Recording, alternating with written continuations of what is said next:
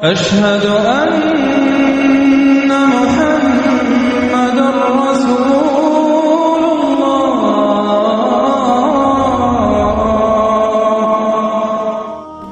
لیکن دلوں کی دنیا کو صرف ایمان بدل سکتا ہے اور کوئی شے نہیں بدل سکتا، کوئی قانون کوئی دستور نہیں بدل سکتا۔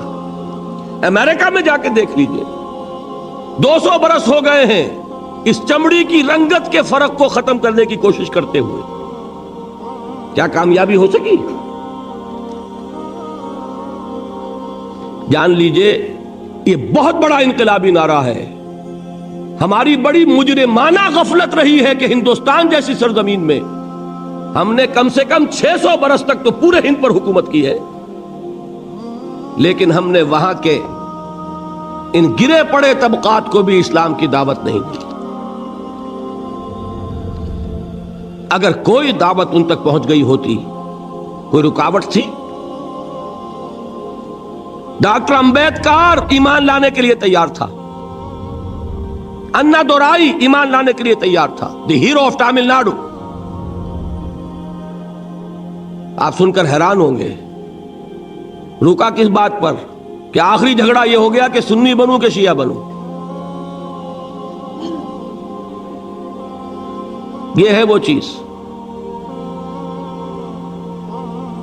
انا دورائی کے بارے میں مجھے بتایا گیا جب میں گیا مدراس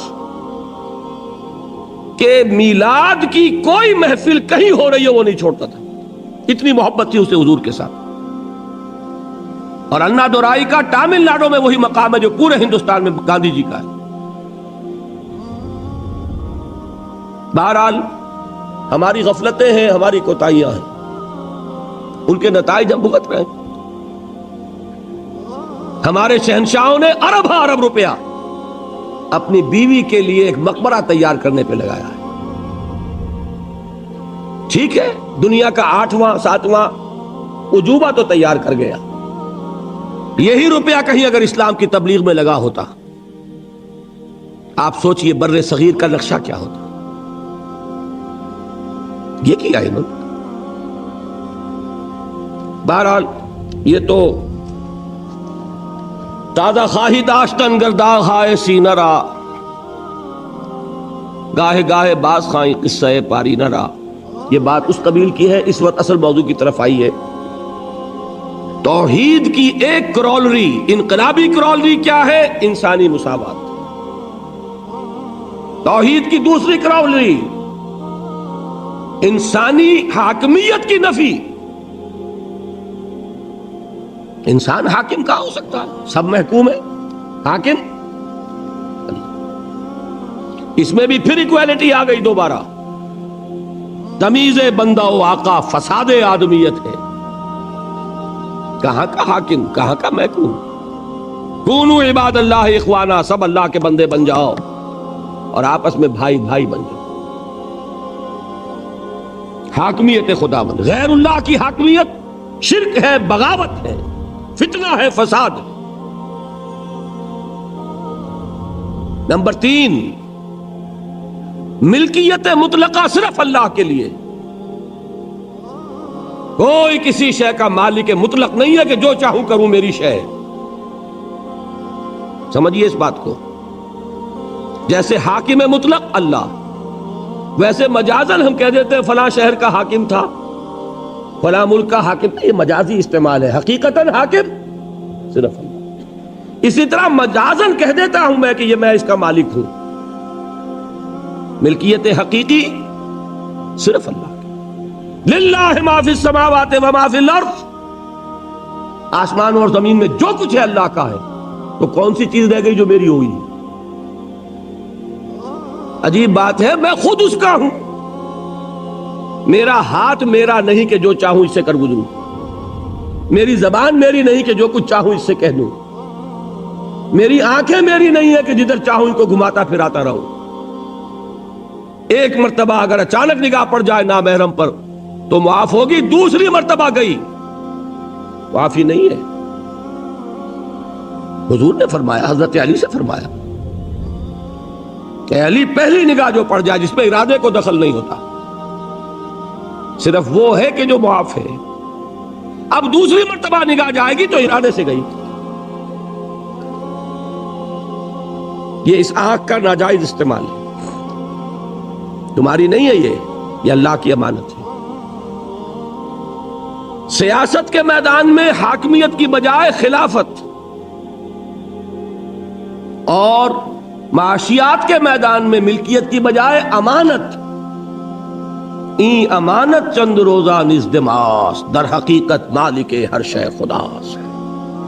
اور یہ شعر اس دور کا کسی شاعر کا ہوتا تو آپ کہتے کوئی کمیونزم سے متاثر ہو گیا ہوگا. یہ کس کا شعر ہے؟ این امانت چند روزہ نزدماس، در حقیقت مالک ہر شے خداس. کس کا شعر ہے؟ شیخ سعدی رحمت اللہ علیہ کا. یہ ہے اصل میں، تفصیل تو ہے، میرے کیسٹس 4 4 5 5 ان کی تقریریں جو میں نے کی مسجد دارالسلام میں، اسلام کا سیاسی نظام، اسلام کا معاشی نظام، اسلام کا سماجی نظام، ان کے سیٹس لیجئے، سنیے. ایک ایک بات بتائی ہے جو ان تینوں نظاموں سے متعلق ہے، جو در حقیقت یہ سب کیا ہے؟ فقط ایک نقطہ ایما کی تفسیریں. یہ ایک ہی توحید کا اصول ہے جس نے سماجی سطح پر انسانی مساوات، سیاسی میدان میں حاکمیت خداوندی، اور معاشی میدان میں ملکیت تامہ و مطلقہ صرف اللہ کے لیے، یہ 3 اصول دیے. ان کا پرچار ہوگا تو انقلاب اسلامی کا پہلا قدم اٹھے گا. سمجھ گئے میری بات کو؟ اس سے ہٹ کر آپ دعوت کرتے رہیے، نصیحت کرتے رہیے، نماز کی تلقین کرتے رہیے، آپ اتباع سنت کی تلقین کرتے رہیے، انقلابی عمل شروع نہیں ہوگا. لیکن یہ میں نہیں کہتا کہ ثواب سے خالی ہے یہ کام، ثواب ملے گا. یہ میں نہیں کہتا کہ اس میں کوئی بھلائی نہیں ہے، وہ بھلائی تو ملے گی جو حضور نے فرمایا. وہ بھی حضرت علی سے خطاب کے فرمایا تھا کہ اے علی، لا یہدی اللہ بک رجلا واحدا خیر لک من حمر النعم. اگر اللہ تمہارے ذریعے ایک انسان کو بھی ہدایت دے دے تو یہ سرخ اونٹوں سے بھی بڑی دولت ہے. یہ اپنی جگہ، اس کی نفی نہیں ہے، لیکن نظام بدلنا، اقامت دین، تکبیر رب، اعلاء کلمت اللہ، اس کی جد و جہد کا آغاز بھی نہیں ہوگا جب تک کہ دین کی ان تعلیمات کی نشر و اشاعت نہیں. نمبر 2، تنظیم. تنظیم کے لیول پر ایمان بالرسالت ہے اصل شے. دیکھیے تنظیم کسے کہتے ہیں؟ ایک لیڈر، اس کا حکم ماننا، یہی ہے نا. اور حکم بھی کیسا ماننا کہ سنو اور اطاعت کرو. اگر جیسے کہ فوج میں ہوتا ہے کہ اگر سپاہی پوچھنے لگے کہ جناب آپ حکم تو مجھے دے رہے ہیں لیکن کیوں دے رہے ہیں، پہلے یہ سمجھائیے، میرے خیال میں تو آپ غلط حکم دے رہے ہیں، تو فوج چل سکتی ہے؟ فوجی ڈسپلن کسے کہتے ہیں؟ میں نے وہ انگریزی نظم کا سٹینزا آپ کو سنایا تھا، charge of the light brigade. There is not to reason why, there is but to do and die. اور انقلاب اس کے بغیر نہیں آتا. سمعوا اطاعت، فاسمعوا واطیعوا، سنو اور اطاعت کرو. اذ قلتم سمعنا واطعنا، جب تم نے کہا کہ ہم نے سنا اور اطاعت کی، ہے کہ نہیں؟ فاتقوا اللہ ما استطعتم واسمعوا واطیعوا، یہ بار بار الفاظ ملیں گے. اب آپ بتائیے کہ کیا رسول پر ایمان لانے والوں کی اطاعت کسی نوعیت کی نہیں ہوگی؟ دنیا میں کوئی اور لیڈر ہو سکتا ہے جس کے حکم کو کبھی کوسچن نہ کیا جا سکے؟ لیکن جس کو رسول مان لیا، کیا اس کے حکم کو بھی آپ کوسچن کر سکتے؟ واقعہ یہ ہے کہ جو ڈسپلن صحابہ کرام کی جماعت کا تھا، اس کی کوئی مثال تاریخ انسانی کا کوئی ڈسپلن پیش نہیں کر سکتا. میں اس کی مثال دوں گا آپ کو، اور ایک مثال اس کی بھی دوں گا کہ بعض صحابہ سے اس ڈسپلن میں ذرا غلطی ہوئی تھی تو نتیجہ کیا نکلا.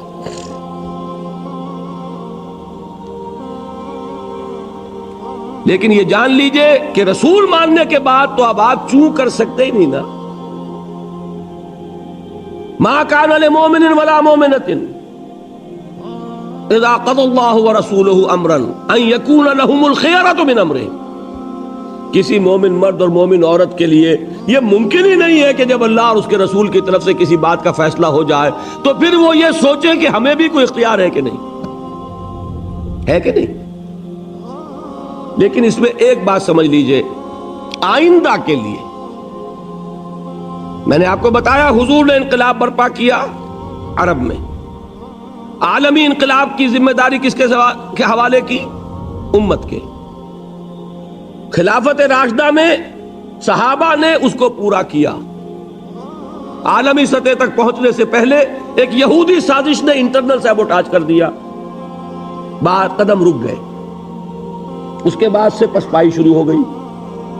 لیکن ہو کر رہے گا، ہو نہیں سکتا کہ محمد الرسول اللہ صلی اللہ علیہ وسلم کی بعثت ہو عالمی اور دین کا عالمی غلبہ نہ ہو.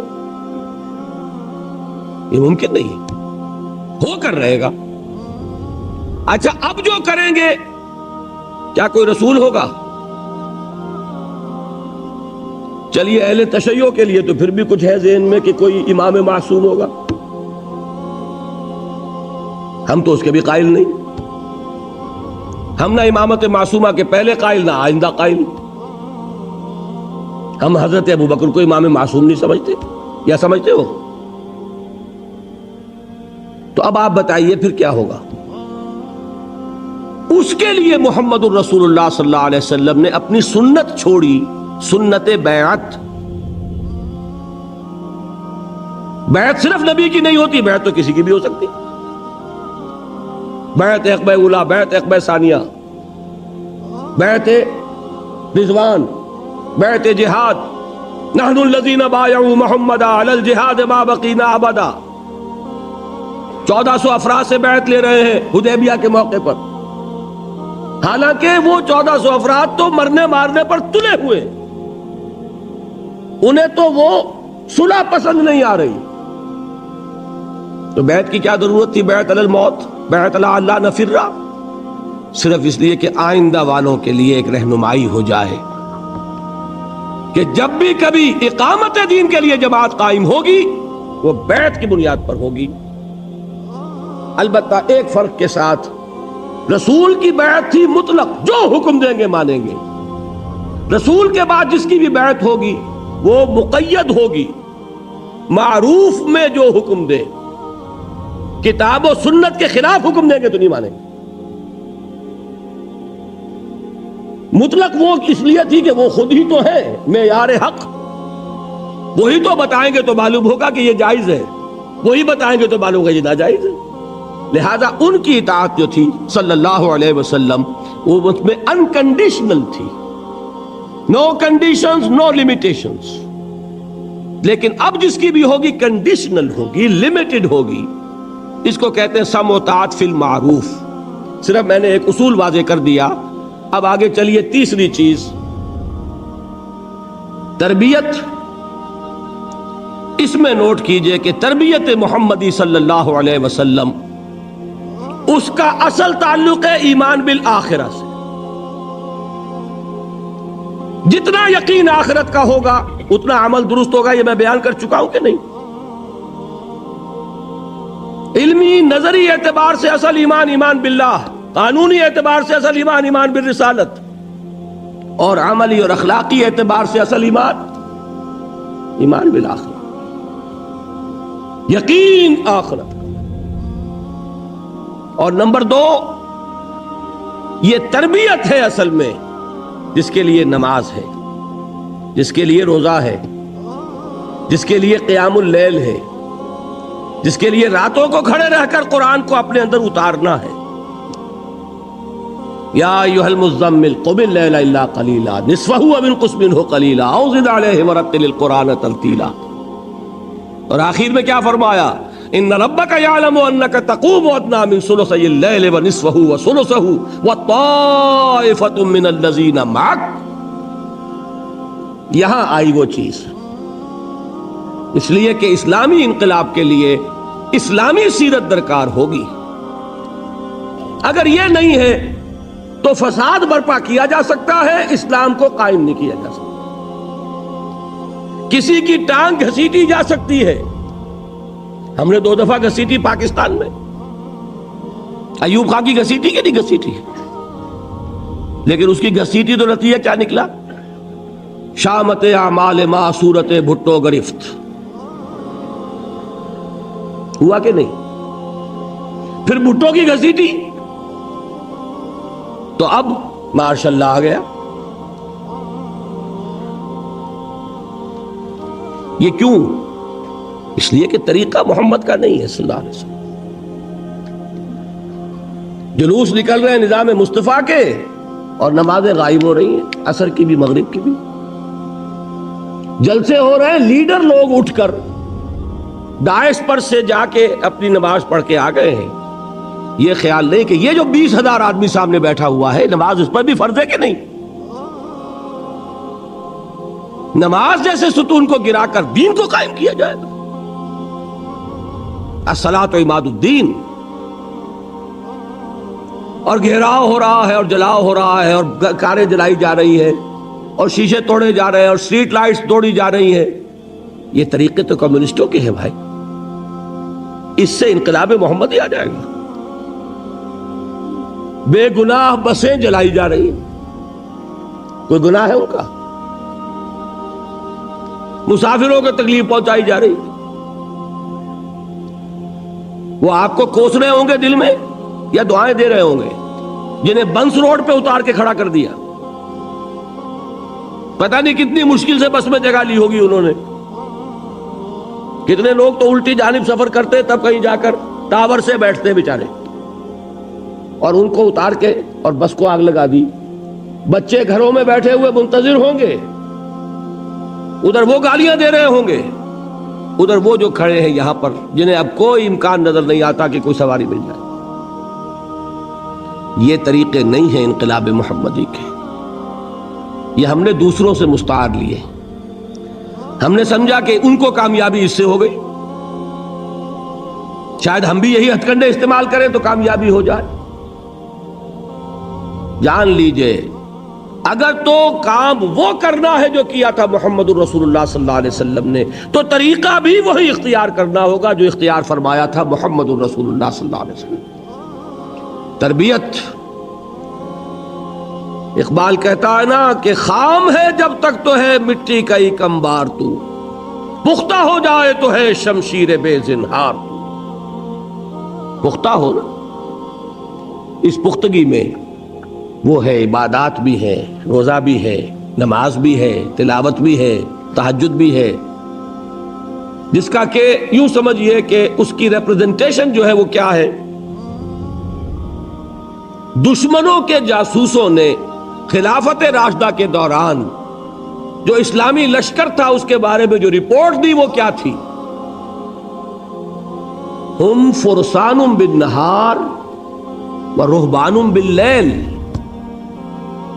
یہ لوگ عجیب ہیں، دن میں یہ شہسوار ہوتے ہیں، گھوڑوں کی پیٹھوں پر سوار، تلواریں اور نیزے لیے ہوئے اور اللہ اکبر کرتے ہوئے، اور راتوں کو یہ راہب نظر آتے ہیں مصلوں پر کھڑے ہو کر اور سجدے میں روتے ہوئے۔ یہ نقشہ اگر اتنا نہیں تو اس کا ایک عکس 100واں حصہ تو پیدا کرو گے تو کہیں جا کر انقلاب محمدی کے لیے تمہید ہوگی۔ اور یہ میں عرض کر دوں، اس کو ناممکن نہ سمجھیے۔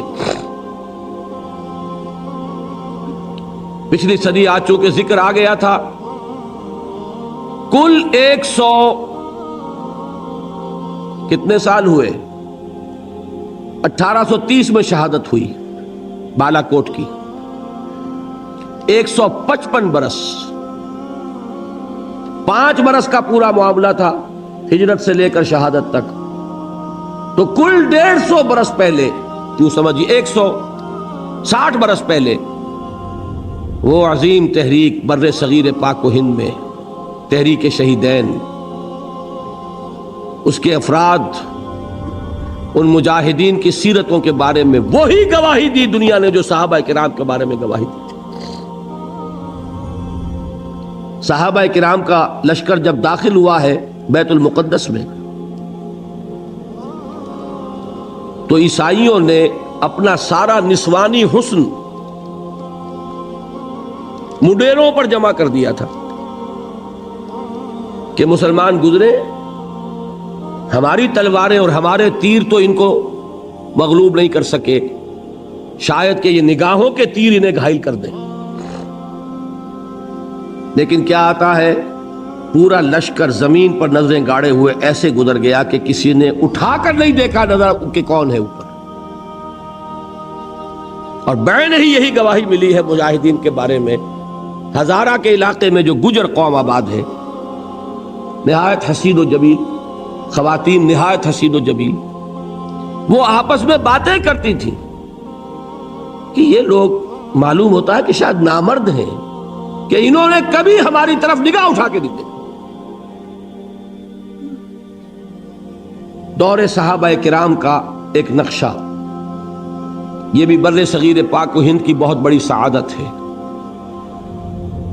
کہ اتنے عرصے کے بعد سیرت و کردار اور دینی اخلاق، دینی جماعت اور بیعت کی بنیاد پر جماعت، بیعت تھی نا سید صاحب کے ہاتھ پر، بیعت کی گئی، وہ سارا نقشہ دکھا دیا۔ باقی شکست و فتح نصیبوں سے ہے ولے امیر، مقابلہ تو دل ناتواں نے خوب کیا۔ یہ بات تو یہ ہے کہ بہت سے انبیاء ناکام ہو گئے دنیاوی اعتبار سے، اس میں کوئی حرج کی بات نہیں، دنیاوی اعتبار سے ناکامی کوئی بڑی بات نہیں اگر اخروی کامیابی، اور اس میں کسی شک و شبے کی گنجائش نہیں۔ تو تین چیزیں کیا ہوئی؟ دعوت توحید کے حوالے سے، تنظیم جو صحابہ کی تھی رسالت، اور اب ہوگی تو بیعت سموتات فی المعروف کے حوالے سے، تربیت وہ تربیت محمدی صلی اللہ علیہ وسلم کا طریقہ۔ اس سے کیا بنا؟ ایک جماعت، ایک جمعیت، ایک قوت، بنیان مرصوص۔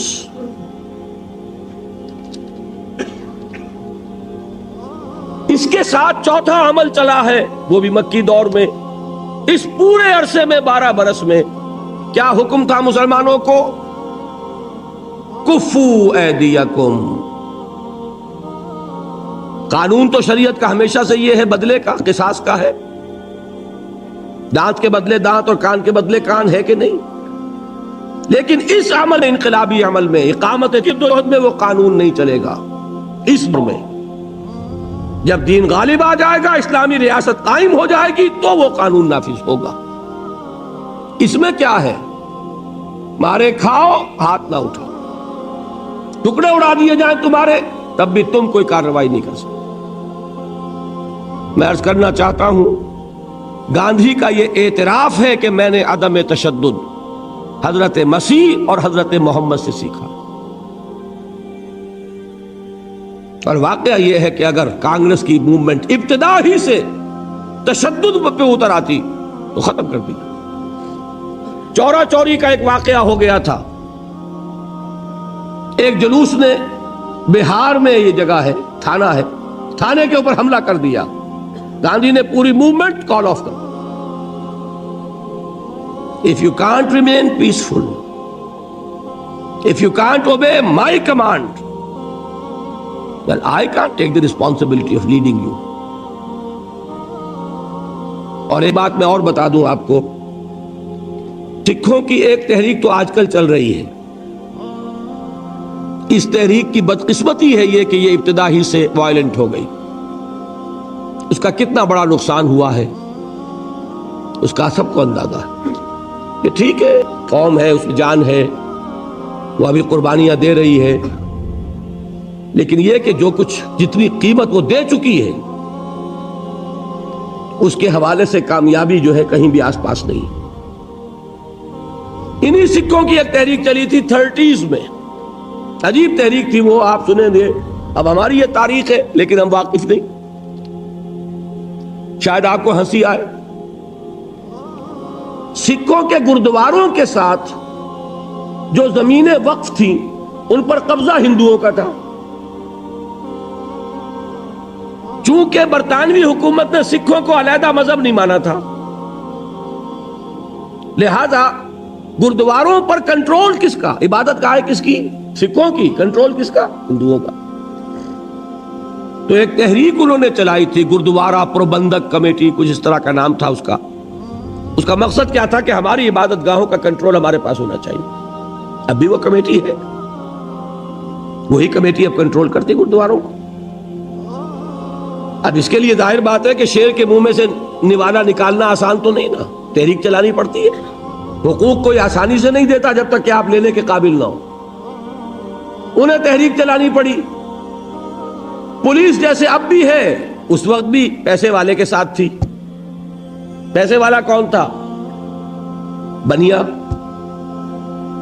लिहाजा दफा 144। अब सिखों के जत्थे निकलते थे 144 को डिफाई करने के लिए। उन जत्थों का मुझे एक साहब ने आंखों देखा हाल बताया है, अभी वो जिंदा है। 69 अल्लामा इकबाल रोड लाहौर पर, जो शख्स जाए जाके वेरीफाई कर ले। हाजी अब्दुल वाहिद साहब 1930 के एमए हैं इंग्लिश के। वो फरमाते हैं कि मैंने अपनी आंखों से देखा, जत्था निकलता था, लेकिन सिखों के उस जत्थे को जो डिफाई कर रहा है 144 को, दफा 144 की खिलाफ वर्जी, उन्हें हुक्म था हाथ बांधे रखो। नतीजा ये निकलता था, वो कहते मैंने आंखों से देखा कि सिपाही की लाठी सर पर पड़ी, सर फट गया, खालसा नीचे गिर गया, लेकिन हाथ बंधे रहे। नतीजा ये निकला कि कामयाब हुए, हुकूमत को घुटने टेकने पड़े, गुरुद्वारों का कंट्रोल उन्होंने हासिल किया। ये है असल में। मैं तो हैरान हो गया जब उन्होंने मुझे वाकया सुनाया। उनके जहन में नहीं था कुरान मजीद में सूरह निसा में जो लफ्ज आया, कुफ्फू ऐदियकुम, अपने हाथ बंधे रखो। आप अंदाजा कीजिए कि ये रिफ्लेक्स एक्शन है, गैर इख्तियारी तौर पर। अगर आपके सर पर कोई वार आ रहा हो तो हाथ एकदम उठता है कि हाथ उसको रोके, लेकिन उन्हें हुक्म था कि हाथ यहां बंधे रहेंगे। जत्था निकल रहा, 4 से ज्यादा आदमियों का जाना, बस यही खिलाफ वर्जी है। 50 का जत्था निकला, खिलाफ वर्जी तो हो गई, लेकिन कोई तोड़ फोड़ नहीं। तोड़ फोड़ तो दूर रहा, तुम्हारे ऊपर लाठी पड़े तब भी हाथ ना उठे। ये वो चीज थी कि जिसने उन्हें कामयाबी से हमकिनार किया, और यही हमें नजर आ रहा है। मैं फिर कह रहा हूं, ये तो बहुत बात की चीजें हैं। ये कहां तारीख में इससे पहले इसकी कोई मिसाल है? सिर्फ 2 मिसालें हैं। या हजरत मसीह अलैहिस्सलाम के 3 साल, उन्होंने फरमाया था कि तुम्हारे दाने गाल पर कोई थप्पड़ मारे तो बायां भी पेश करो। कोई शख्स नालिश करके तुम्हारा चुगा लेना चाहे, कुर्ता भी दे दो। कोई शख्स तुम्हें बेगार में 1 कोस लेके जाना चाहे, तुम 2 कोस उसके साथ जाओ। या तो ये वहां मिलता है, और या फिर ये 12 बरस जो मक्की दौर के हैं, ये मुहम्मदुर रसूलुल्लाह का फरमान था। और मैं इसी को लेता हूं कि इसी से सामने आता है कि कितना जबरदस्त डिसिप्लिन था हुजूर सल्लल्लाहु अलैहि वसल्लम की जमात का। कोई खिलाफ वर्जी नहीं, हुक्म नहीं है मोहम्मद का। देखिए, कुरान की आयत नहीं उतरी थी अभी, वो तो सूरह निसा में उतर रही है। ये हुक्म किसका था? मुहम्मदुर रसूलुल्लाह। इसमें रूह सब्र। मैं बता चुका हूं सब्र वाली तकरीर में, अल्लाह बार बार कह रहा है अपने रसूल से, ए रसूल सब्र कीजिए। और रसूल इसी को कम्युनिकेट कर रहे हैं, इस पैगाम को अपने मानने वालों की तरफ। सब्र करो, झेलो, no retaliation, no raising of hands even in self defence. हां, अब आया 5वां मरहला। कब आया ये जान लीजिए, यहां सीरत का मसला है। 4थे से 5वां मरहला मैंने कहा था, यही सबसे अहम और सबसे कठिन फैसला है कि कब वो पैसिव रेजिस्टेंस खत्म हो और एक्टिव रेजिस्टेंस हो, आगे बढ़ें और ललकारें, इकदाम करें और चैलेंज करें। This is most crucial. गलती होगी, नाकामी हो जाए, दुनिया में नाकामी। ये बिल्कुल वही बात है कि मुज्तहिद को भी सवाब मिलता है चाहे गलती हो। अगर सही राय तक पहुंचेगा दोहरा सवाब, गलती होगी तो अकेला सवाब। इसी तरीके से نیک نیتی سے فیصلہ کیا ہے، غلط بھی ہے، آخرت کا ثواب کہیں نہیں گیا، دنیا میں ناکام ہو جاؤ،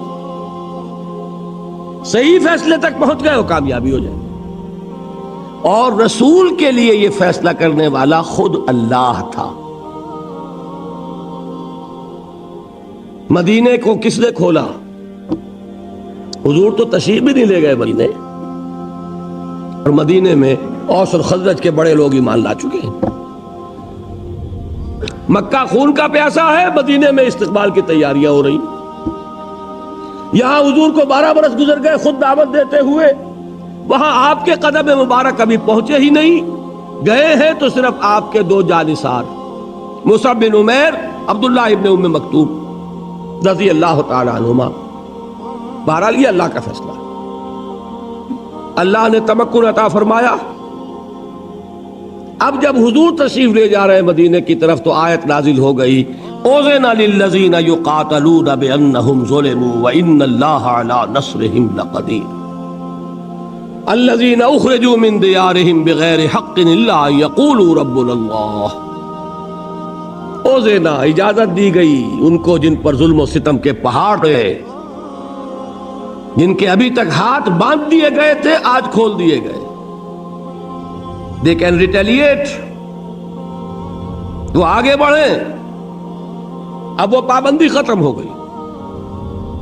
میں یہ کسی اپنی تقریر میں بیان کر چکا ہوں کہ مدینے پہنچ کر یہ نہیں ہوا، یہ مغربی مفکرین اس کو فلائٹ ٹو مدینہ لکھتے ہیں، بڑا ان کا لطیف انداز ہوتا ہے، طنز کا بھی اور جڑیں کاٹنے کا بھی۔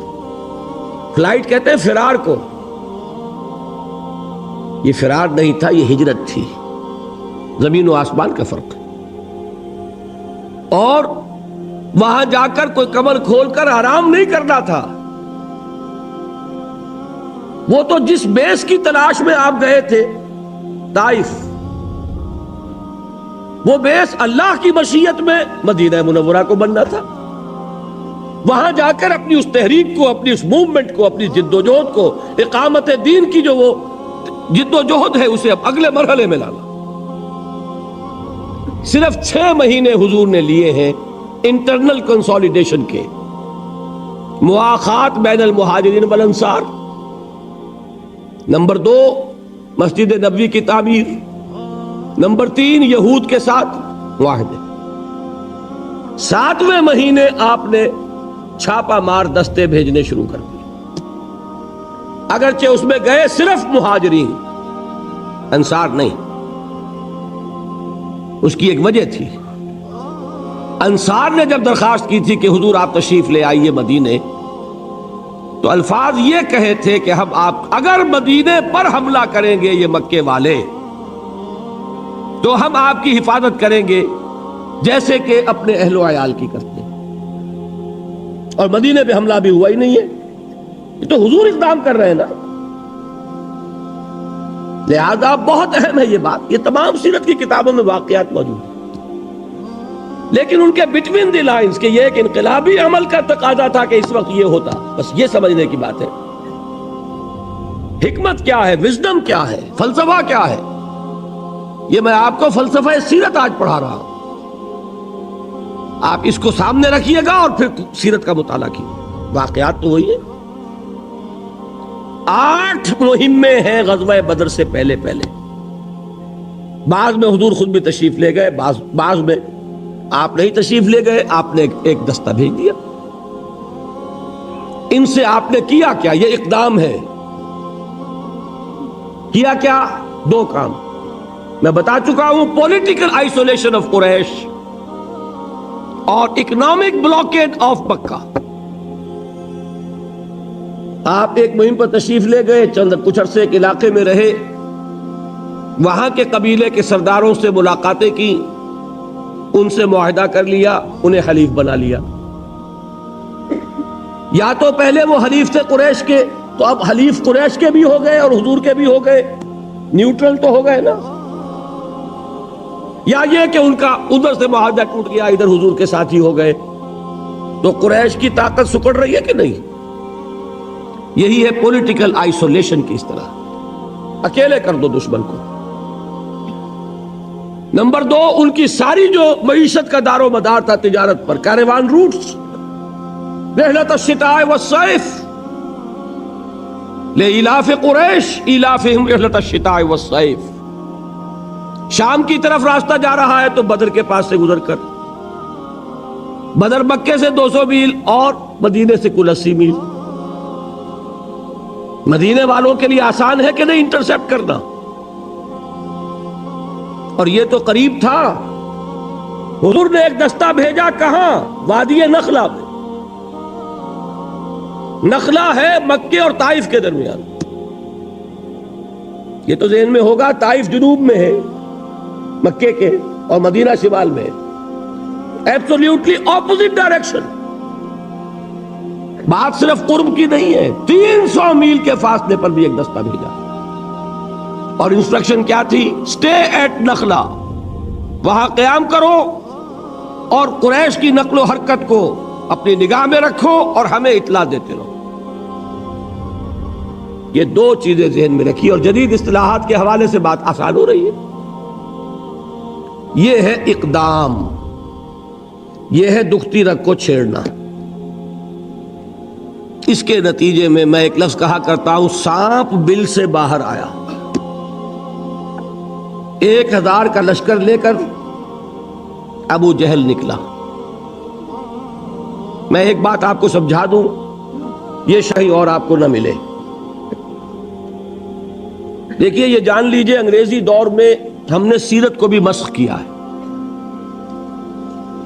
اس کی وجہ کیا تھی؟ واقعات کو مسخ نہیں کیا، بٹوین دی لائنز جو کچھ تھا اس کو مسخ کیا. ہم پر اعتراض ہوتا تھا یہ مسلمان بڑی خونی قوم ہے، انہوں نے جہاد کیا، اسلام انہوں نے تلوار سے پھیلایا. ہم ہاں جو نہیں بھائی نہیں، کیوں ایسی بات کرتے ہو؟ ہم نے کبھی تلوار نہیں اٹھائی، اور ہم نے تلوار صرف مدافعت میں اٹھائی. یہ سارا کیا تھا؟ وہ اپولوجیٹک انداز. مدافعت کا کیا سوال؟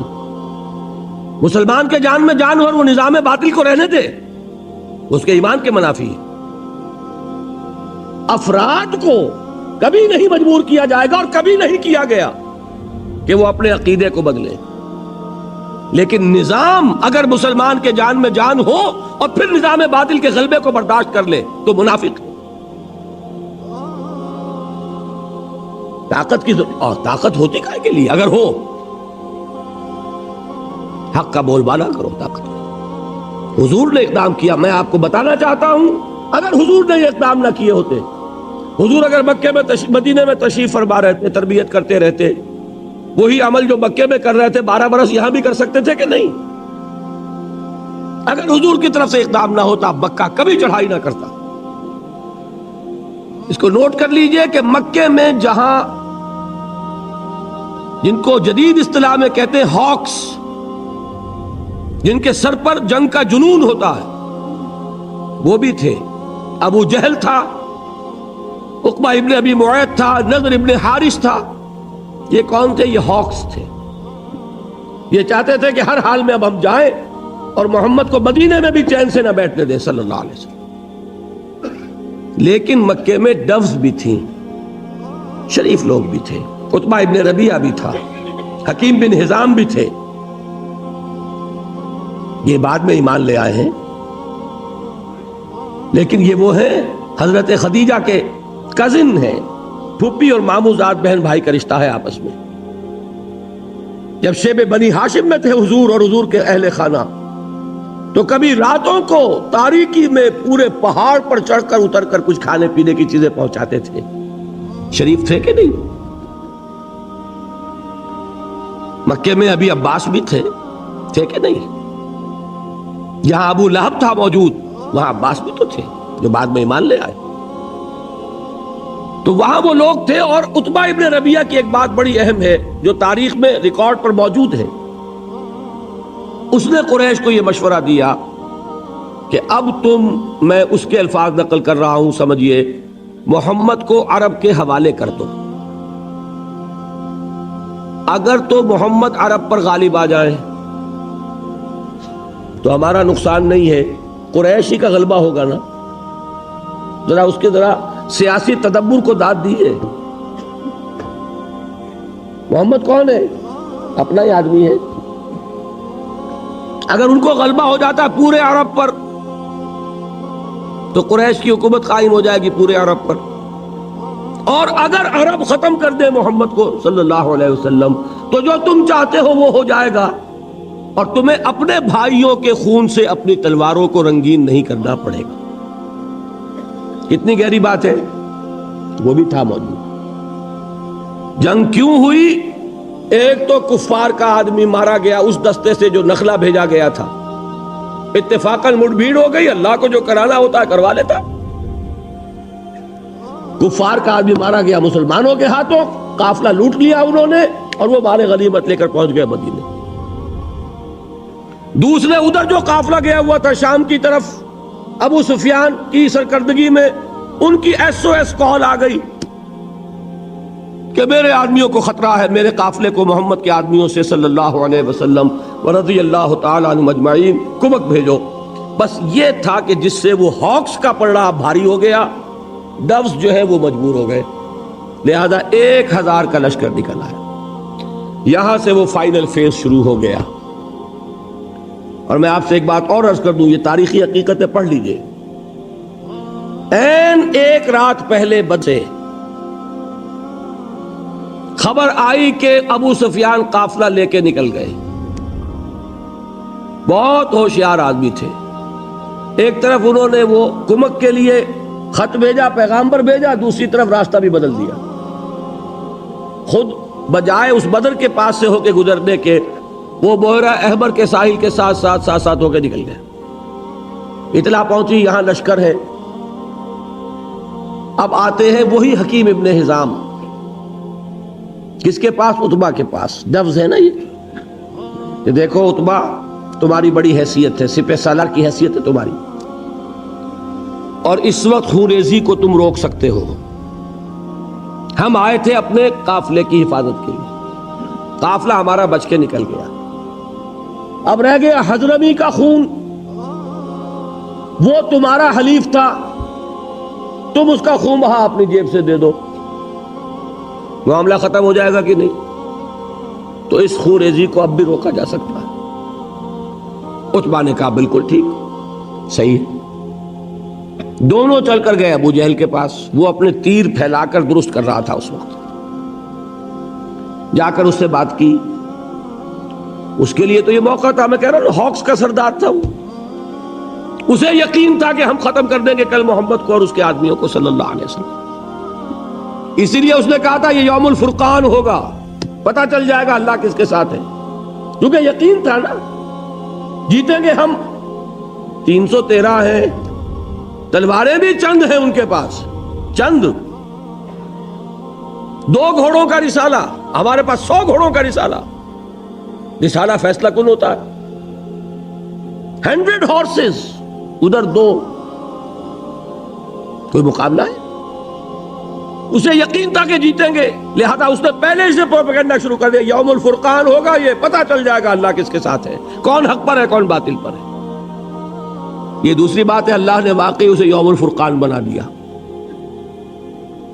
لیکن اس کے پاس جب آ کے انہوں نے کہا، اس نے ایسا تانا مارا ہے. عتبہ ابن ربیعہ کا بڑا بیٹا کے بڑے بیٹے حضرت حذیفہ، ابو حذیفہ، یہ ایمان لا چکے تھے، یہ حضور کے ساتھ تھے.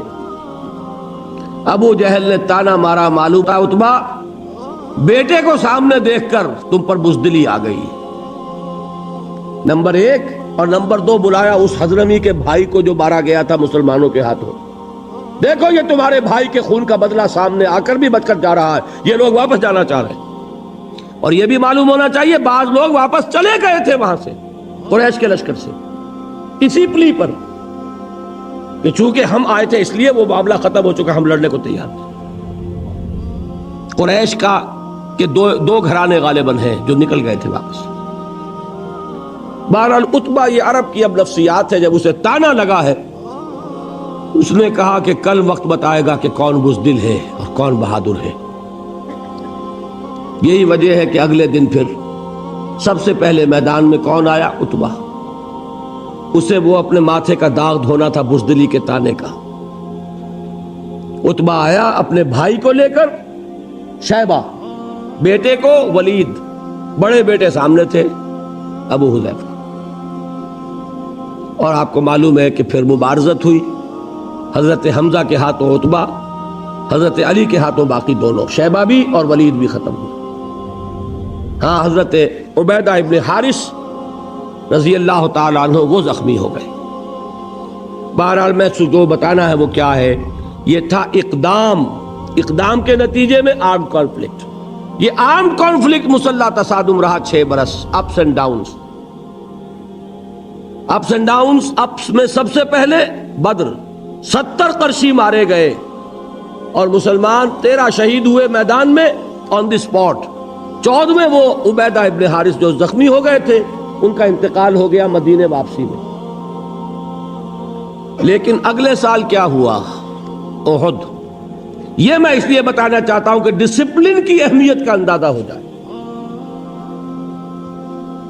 70 صحابہ شہید، حضور زخمی، دندان مبارک شہید، چہرہ مبارک لہو لہان، ایک بہت بڑی زک مسلمانوں کو اٹھانی پڑی۔ کس وجہ سے؟ سورہ آل عمران میں اللہ نے فرمایا لَقَدْ صَدَقَكُمُ اللَّهُ وَعْدَهُ، اے مسلمانوں تم ہمیں بلیم نہیں کر سکتے، اللہ نے تو اپنا وعدہ تم سے پورا کر دیا تھا۔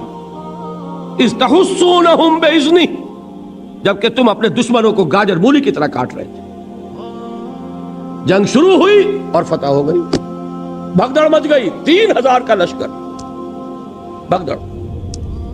اب وہ غلطی ہوئی، وہ گھاٹی پر 50 تیر انداز۔ حضور نے فرمایا تھا کہ تمہیں یہاں سے ہرگز نہیں ٹلنا، حضرت جبیر کی سرکردگی میں۔ چاہے تم یہ دیکھو کہ ہم سب شہید ہو گئے اور ہماری بوٹیاں نوچ نوچ کر پرندے کھا رہے ہیں، تب بھی یہاں سے مت ہلنا۔ لیکن جب فتح ہو گئی، غلطی ہوئی، انڈسپلن۔ حضور کے حکم کے بارے میں تو میری اپنی تحقیق یہ ہے کہ تعویل کی ہے انہوں نے، غلطی اس معنی میں نہیں تھی کہ حضور کے حکم کو جان بوجھ کر توڑا، اس لیے کہ حضور کے الفاظ تھے شکست کی کیفیت والے۔ یہاں ہو گئی تھی فتح، تو صحابہ کرام یہ جان لیجئے، اس لیے کہ منافقین وہاں اب کوئی نہیں تھا، منافق جا چکے تھے احد سے پہلے عبداللہ ابن ابی کے ساتھ، یہاں کوئی منافق نہیں تھا، سب مومنین صادقین تھے، لہذا جان بوجھ کر حضور کے حکم کی خلاف ورزی نہیں ہو سکتی تھی۔ تعویل کیا ہوئی کہ حضور نے شکست کے بارے میں فرمایا تھا نا، یہاں تو فتح ہو گئی، لہذا حکم اپلائی نہیں کر رہا۔ البتہ خلاف ورزی ہوئی، کمانڈر بھی اگر یہ کہہ دیتا کہ ہاں ٹھیک ہے تو بات اور تھی، وہاں جو کمانڈر ہے اس نے اجازت نہیں دی، وہ پکارتے رہ گئے کہ دیکھو کہاں جا رہے ہو، مت جاؤ۔ تو آن دی اسپاٹ جو بھی ڈسپلن کا تقاضا کیا ہے، جو آپ کا امیڈیٹ، جو آپ کا آفیسر ہے، اس کا حکم ماننا پڑے گا کہ نہیں؟ حضور نے فرمایا من اطاعنی فقد اطاع اللہ ومن عصانی فقد عصى اللہ ومن اطاع امیری فقد اطاعنی ومن عصى امیری فقد عصانی۔ جس نے میری اطاعت کی اس نے اللہ کی اطاعت کی، جس نے میری نافرمانی کی اس نے اللہ کی نافرمانی کی، جس نے میرے مقرر کردہ امیر کی اطاعت کی اس نے میری اطاعت کی، جس نے میرے مقرر کردہ امیر کی نافرمانی کی اس نے میری نافرمانی کی۔ وہ جو کمانڈر تھے ان کی نافرمانی، یہ انڈسپلن ہے۔ قرآن کہتا ہے وَلَقَدْ صَدَقَكُمُ اللَّهُ وَعْدَهُ إِذْ تَحُسُّونَهُم بِإِذْنِهِ حَتَّى إِذَا فَشِلْتُمْ وَتَنَازَعْتُمْ فِي الْأَمْرِ وَعَصَيْتُمْ، تم نے نافرمانی کی، تم ڈھیلے پڑے، تم نے ڈسپلن کو توڑا، اس کی سزا ہے جو ہم نے دی۔ آپ اندازہ کر رہے ہیں 35 صحابہ کی غلطی اگر تھی اور اس کی سزا 70 کی شہادت ہے، تاکہ پتہ چل جائے کہ ڈسپلن کس شے کا نام ہے، تاکہ تمہیں اپنی خامیوں کا ابھی اندازہ ہو جائے، تمہیں معلوم ہو کہ یہ مسئلہ کتنا اہم ہے۔ اللہ کنڈون کر سکتا تھا ان کی غلطی کو، معاف کر سکتا تھا، کوئی گزن نہ پہنچتا حضور کو، صحابہ کو ایک غلطی ان گڈ فیتھ کی گئی تھی، لیکن سبق کیسے حاصل ہوتا کہ ڈسپلن کی اہمیت کیا ہے۔ بہرحال سال چھٹا فتح ہوا سن 8 ہجری میں، رمضان مبارک اور پھر شوال میں، یعنی رمضان میں مکہ فتح ہوا، شوال میں حنین پار کا ہو گیا، طائف کا محاصرہ ہوا۔ بہرحال اس کے بعد پورے عرب میں کوئی طاقت نہیں تھی۔ جاء الحق وزهق الباطل ان الباطل کان زہوقا۔ اس کے بعد آپ نے اب بیرون عرب پھر جنگ موتا ہوئی، سفر تبوک۔ یہ کیا ہے؟ یہ سلطنت روما سے ٹکراؤ، یہ ہے انقلاب محمدی کی اب بین الاقوامی سطح پر توسیع، جس کا آغاز کر دیا محمد الرسول اللہ صلی اللہ علیہ وسلم نے بنفس نفیس، جس کو کیری آن کیا پھر خلفائے راشدین نے، ابو بکر نے، عمر نے، عثمان نے، رضی اللہ تعالی عنہم اجمعین۔ حضرت علی کا نام میں نے یہاں کیوں نہیں لیا؟ حضرت علی کے خلیفہ بننے سے پہلے ہی وہ یہودی سازش سامنے آ گئی، جس کے نتیجے میں حضرت عثمان شہید ہوئے، جس کے نتیجے میں حضرت علی کا پورا دور خلافت باہمی خانہ جنگی کی نظر ہو گئی۔ اس میں ان کا کوئی قصور نہیں، معاذ اللہ ثم معاذ اللہ۔ سازش ہی اتنی بھرپور تھی، اتنی کامیاب تھی، یہودی ذہن اس کی ذہانت کا شاہکار، کہ وہ سیلاب جو بڑھ رہا تھا اس شان کے ساتھ کہ تھمتا نہ تھا کسی سے سیل رواں ہمارا، اس سیلاب کو انٹرنل سیبوٹاج کے ذریعے سے اس کی قوت کو روک دیا۔ بہرحال یہ ہے میرا مطالعہ، یہ ہے انقلاب محمدی کا طریقہ کار، یہ ہے اقامت دین کا طریق۔ اب دیکھیے اس میں حالات کے مطابق اجتہاد کے بعض مراحل آئیں گے۔ دعوت کے نظام میں کوئی تبدیلی نہیں ہوگی۔ اطاعت یا ڈسپلن میں عرض کر چکا ہوں کہ بیعت ہوگی، کوئی امیر، کوئی اب نبی نہیں، رسول نہیں، بیعت ہوگی، لیکن بیعت سموتات فی المعروف، مطلق نہیں ہوگی، انلمیٹڈ نہیں ہوگی۔ تربیت کا بھی وہی نظام لینا پڑے گا جو محمد الرسول اللہ کا۔ اس کے بعد جب تک کہ اتنی طاقت نہ ہو جائے کہ ایک ڈسپلنڈ فورس، ایک مناسب قوت مقدار کی حد تک تربیت یافتہ لوگوں کی موجود نہ ہو، صرف 3 کام کرنے ہیں: دعوت، تنظیم، تربیت۔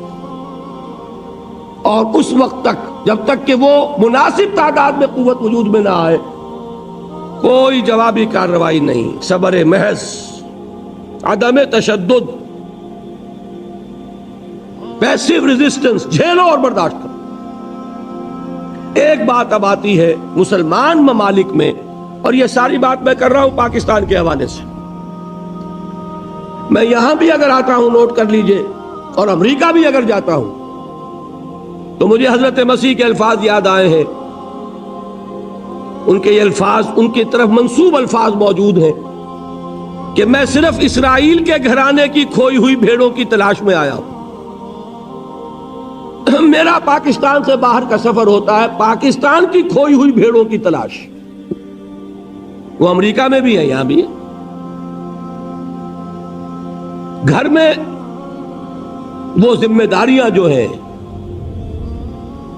وطن کی سرزمین پکار رہی ہے،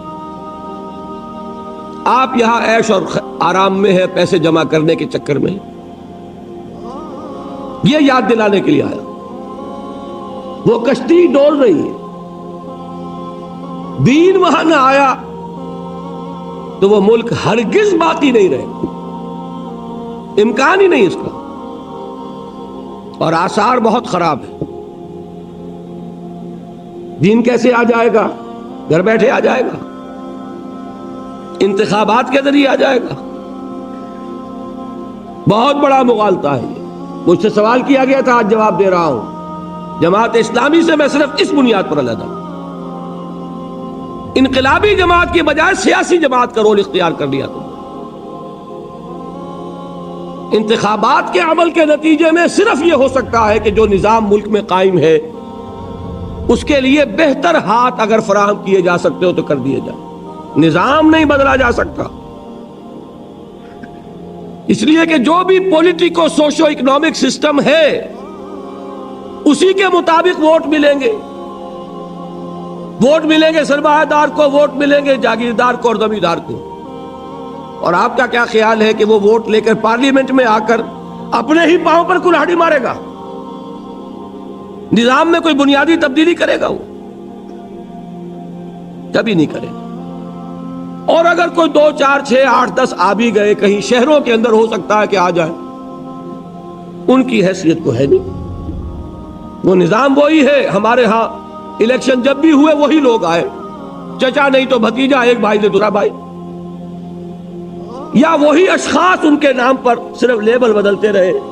کبھی اس کے اوپر ریپبلکن پارٹی لکھا ہوا، کبھی وہ کنونشن لیگ ہے، کبھی پیپلز پارٹی ہے، کبھی وہ شورا شریف تھی، اور کبھی اب وہ الیکشن لڑ کے آ گئے. بیسک سٹرکچر وہی ہے، کیسے بدل جائے گا؟ اور بیسک سٹرکچر کو اس کے ذریعے آپ نہیں بدل سکتے بہت بڑے مغالطے میں. لیکن یہ کہ جو لوگ سمجھتے ہیں نیک نیتی سے، وہ لگے رہے. ٹھیک ہے، اللہ کے ہاں خلوص کا اجر ملے گا، لازماً ملے گا. لیکن مجھے یہ بات آج نہیں، سن 57 نہیں، سن 56 میں نظر آ گئی تھی کہ یہ راستہ جو ہے اس سے کوئی بنیادی تبدیلی نہیں آ سکتی. وقت کا، صلاحیتوں کا، قوتوں کا ضیاع ہے. یہ وجہ ہے کہ وہاں سے علیحدگی ہوئی تھی. سوائے اس انقلابی عمل کے کوئی اور راستہ نہیں. صرف اس میں فرق اب کیا آئے گا؟ پیسو ریزسٹنس بھی رہے گی، لیکن کیا مسلمانوں کے خلاف تلوار اٹھائی جائے گی؟ یہ ہے مسئلہ بڑا کروشل، بہت اہم. مسلمان ملکوں میں تو حکومت مسلمانوں کی ہے. وہ تو کسی نے بھٹو کو بھی کافر نہیں کہا. مسلمان ہوگا، فاسق و فاجر ہوگا، مسلمان ہوگا، متقی ہوگا، نمازی ہوگا، مسلمان ہوگا. یہ اس کا جواب ہے اصل میں جو میں دے کر اپنی بات ختم کر دوں گا.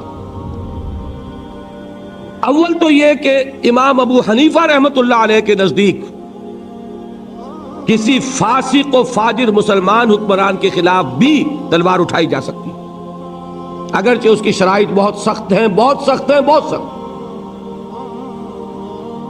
نمبر 2 یہ کہ اس دور میں ویسے بھی اس لیے مشکل کہ حکومت کے پاس بہت اسلحہ اور عوام نہتے ہو گئے.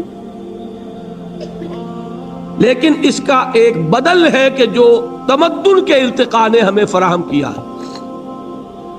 وہ بدل کیا ہے؟ ڈیمانسٹریشن، مظاہرہ. ڈیمانسٹریشن کس چیز کا ہوتا ہے؟ Of your will, of your strength, of your discipline. یہ ظاہر کیا جائے، ثابت کیا جائے کہ اس ملک میں ایک طاقت ہے منظم، ڈیڈیکیٹڈ، جو اپنی جان دینے کے لیے تیار ہے ایسے لوگوں کی جنہیں کچھ نہیں چاہیے سوائے اسلام کے. انہیں حکومت نہیں چاہیے، انہیں صرف اسلام چاہیے. اس کی کیا شرطیں ہیں؟ نمبر 1 انتہائی پیسفل ڈیمونسٹریشن. یہ نہیں کہ جلوس ہم نے نکالا، توڑ پھوڑ کوئی اور کر گیا.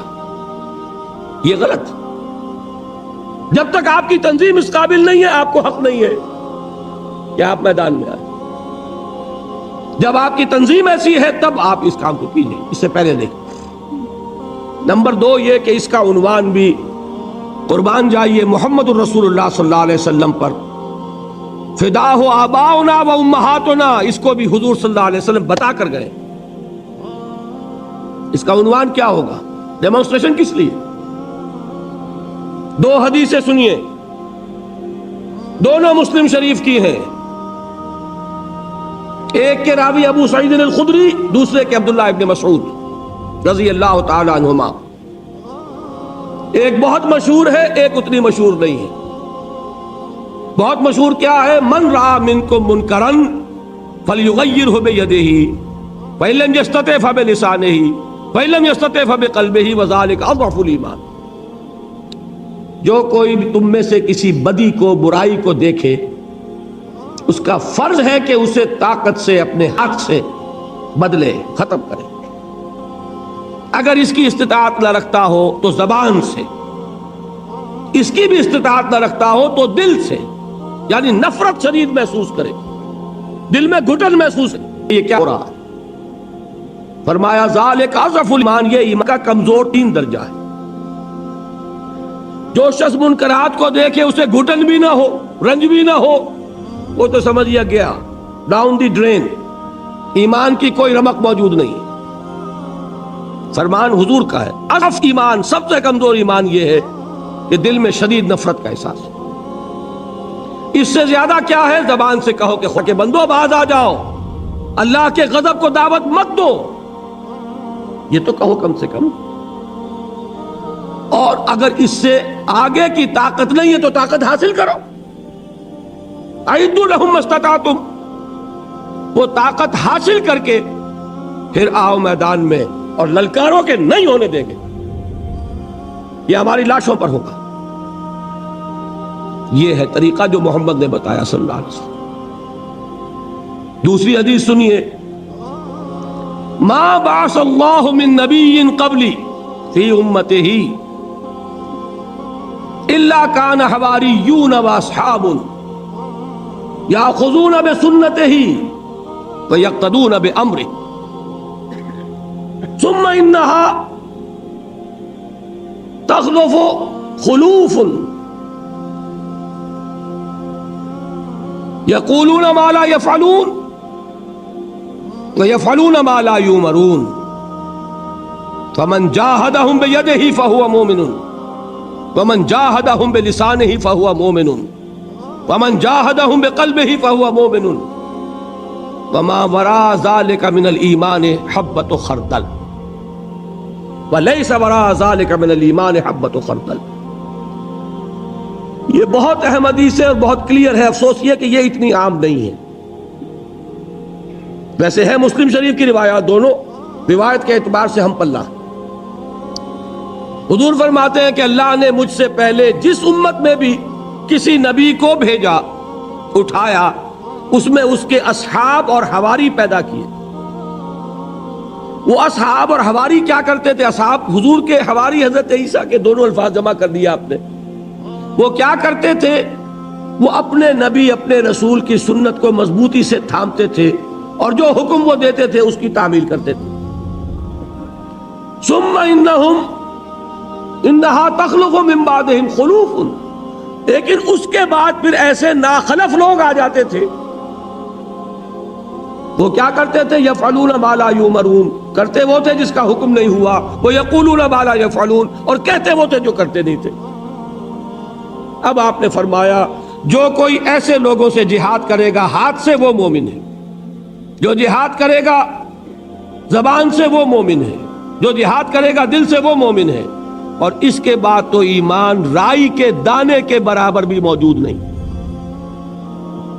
یہ ہے جہاد کے 3 درجے۔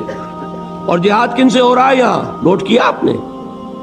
چاہے ناخلف ہے کہ کون؟ امتی ہے رسول کے نا، ناخلف امتی ہے، انہی کو کہا جائے گا فاسق و فاجر، ان کے خلاف جہاد کیا جائے گا بالید، باللسان، بالقلب۔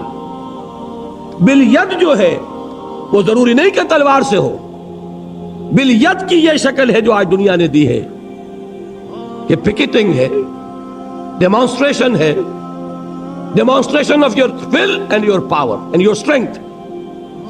میں اس کی ایک مثال دیا کرتا ہوں، میرے کیسٹس میں بھی موجود ہے۔ یہ تقریباً 2.25 سال پہلے کی بات ہے، مارچ کا مہینہ تھا۔ اشہد ان